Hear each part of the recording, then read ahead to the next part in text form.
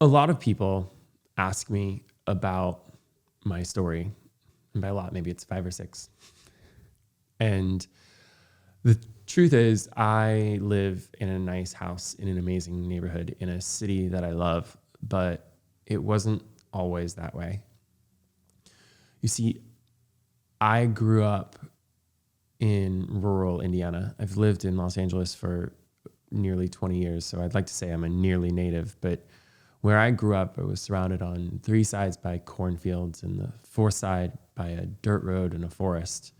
So poor that you couldn't afford shoes, so poor that you didn't grow vegetables in a garden because it was the trendy thing to do for your Instagram or your Pinterest, but you grew vegetables in a garden because a 35-cent pack of seeds was a lot cheaper than buying vegetables in the grocery store. It was the economical way to get food to eat. It wasn't a pleasant way of growing up. I'm probably the only person in my social circle that knows what routine hunger pains feel like. And I remember at one point, I got a job as early as you can get a job earlier. In fact, then you should be allowed to get a job because apparently child labor laws don't matter in Indiana.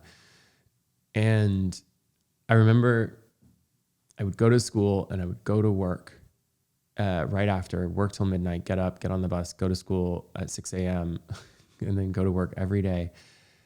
And I remember on my lunch break from work or my dinner break, standing in front of the cooler at Walmart, this open air cooler of sandwiches. And they had these sandwiches that they called po' boys, which were not the delicious po' boys of New Orleans. But they were these white hoagies, white bread sandwiches with turkey, a little packet of mustard and a little packet of mayo. But they were all priced the same, just around like $2. And I remember standing in front of that cooler, looking at the different sandwiches, trying to guess which one had more turkey meat in it so that I could get the most value for my money. And I could split it up and have half for dinner one day and half for dinner the next. I am happily no longer in that position, although I think that fear always lives with you, that hunger always lives with you. But I know that position.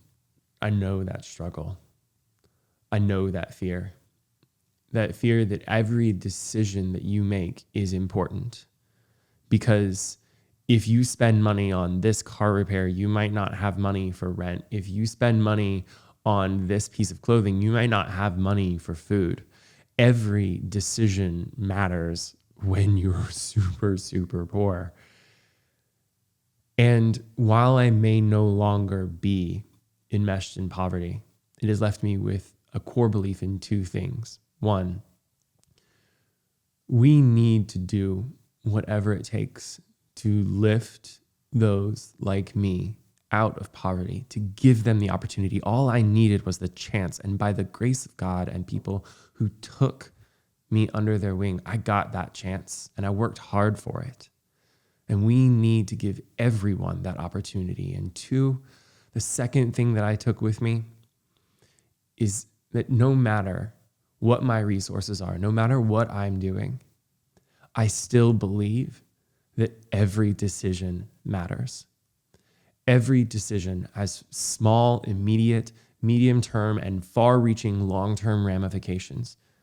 There are no easy decisions. There are thoughtful decisions. There are considerate decisions. So when we think about the lessons we can learn from other people, and that's why I truly do this podcast, or when we think about the issues that our society faces or that our city faces, I don't take any of that for granted. And I don't take the ability to make a decision for granted. And I make sure that every decision I make is the best one that I can make at that time for the right reasons to help make the world a better place. How generic that sounds, but how true it is to help make the world a better place, if only just a little. And for that reason, every decision matters. Thanks. Thanks for tuning in to The World According to Craig, where I believe that everyone has a story not only that could inspire us or that we want to hear, that we can learn from. And when we learn from each other, we do a lot better. So tune in every week. I know I'll be here.